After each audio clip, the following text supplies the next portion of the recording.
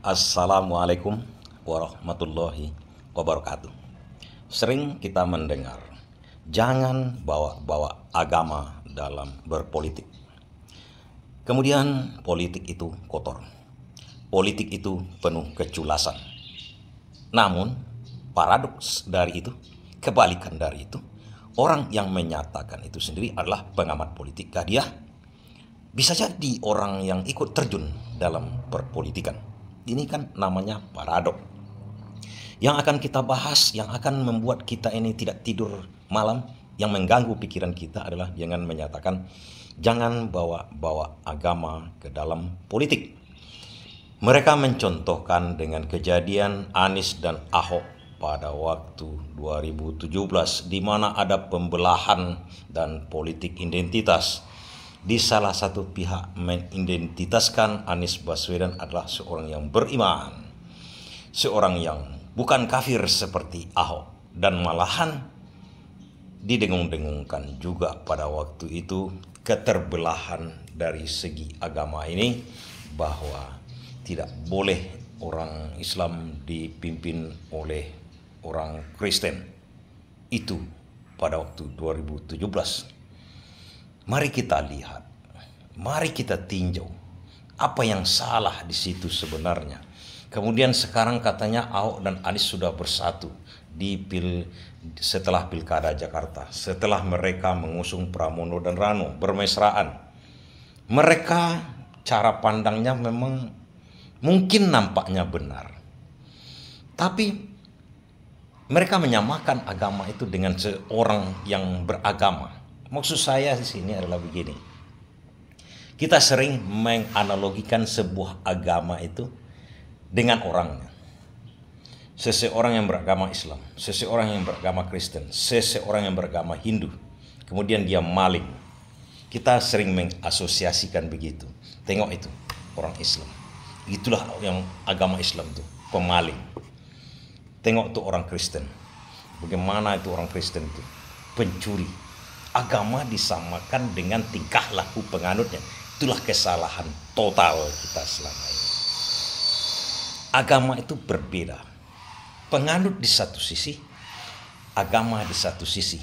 Kalau penganutnya melakukan kesalahan yang tidak sesuai dengan agama, itu bukan berdasarkan ajaran agama dia.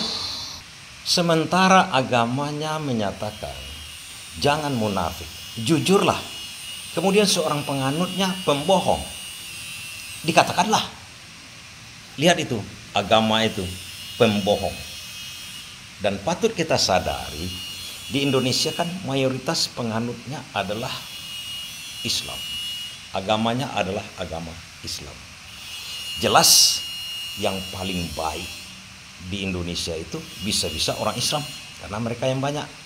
Yang paling brutal, yang paling rusak, yang paling perampok, yang paling jahat pun orang Islam, karena mereka banyak.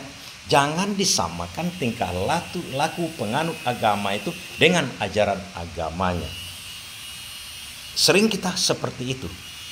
Dikatakanlah Anies ini baik seperti orang Islam melakukan ajarannya. Tidak juga, ajaran Islam itu jauh lebih daripada itu.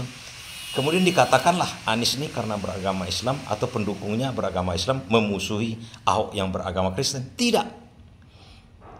Jelas dikatakan Islam dan Kristen ajarannya tak pernah membenturkan antara satu penganut dengan penganut agama lain. Mereka disuruh untuk toleransi.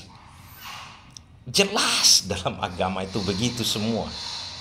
Hanya sering diadu domba untuk tujuan tertentu. Untuk tujuan apa? Untuk tujuan chaos, untuk tujuan yang lain-lain. Yang jelas niatnya bukan niat baik. Membenturkan satu agama dengan agama lain. Apalagi membenturkan identitas satu orang dengan identitas satu orang lagi berdasarkan agamanya. Tidak. Itulah yang membuat kita ini sering menjadi cara pandang yang salah. Karena kita tergiring dengan narasi-narasi seperti itu. Begitu juga dengan yang menyatakan jangan bawa-bawa agama ke politik. Sesungguhnya politik itu adalah keji. Sesungguhnya politik itu licik. Padahal mereka berkecimpung di dalam itu. Kalau kita lihat lagi, berpolitik ataupun mencapai kekuasaan atau apapun narasinya, gunanya kita berpolitik, tujuan kita berpolitik, apakah untuk mendapatkan kekuasaan, mendapatkan pekerjaan, mendapatkan apapun. Itu tujuan berpolitik katanya.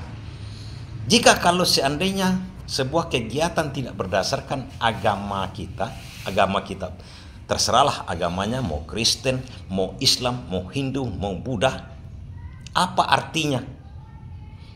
Kalau sehari-hari kita tidak melaksanakan agama kita, berarti kita tidak beragama. Itu satu. Dan tidak bisa dipisahkan. Seorang penganut agama, dia berpolitik. Kemudian berpolitik dia ateis. Karena tak boleh bawa-bawa agama. Atau dia masuk jamban sekalipun, kalau orang Islam jelas sangat berbeda. Saya rasa juga agama lain sama. Tak bisa dikatakan seseorang itu berpolitik, agamanya ateis pada waktu berpolitik. Tidak ada ceritanya seperti itu. Justru agama itu sangat diperlukan dalam berpolitik. Kenapa? Dengan beragama, seseorang berpolitik terhindar dari perbuatan keji, terhindar dari maksud-maksud jahat, terhindar dari keculasan-keculasan. Apa yang terjadi sekarang itu bukan cerminan politik yang diinginkan kita semua, bukan demokrasi yang diinginkan negara kita. Negara kita ini berdasarkan Pancasila. Pancasila itu ketuhanan yang Maha Esa, yang pertama silanya. Artinya apa? Makhluk di Indonesia kalau mau jadi penduduk warga negara Indonesia harus beragama. Ketuhanan yang Maha Esa. Itu kata kuncinya. Kristenkah, Islamkah, Hindukah? Dan dalam berpolitik dia harus melaksanakan agamanya. Untuk apa? Untuk dia tidak berbuat culas, untuk tidak berbuat kebohongan, untuk tidak merekayasa. Yang terjadi sekarang itu jauh konsepnya dari agama sendiri. Berpolitik dengan cara agama sendiri. Berpolitik kalau dikatakan politik itu keji, bukan politiknya yang keji, tapi orang-orang yang melaksanakan politiknya yang keji. Orang-orang yang melaksanakan politik yang tidak beragama. Maka jangan digiring opini bahwasanya jangan bawa agama ke politik. Justru harus dibawa agama itu ke politik. Justru politik itu harus berdasarkan Pancasila.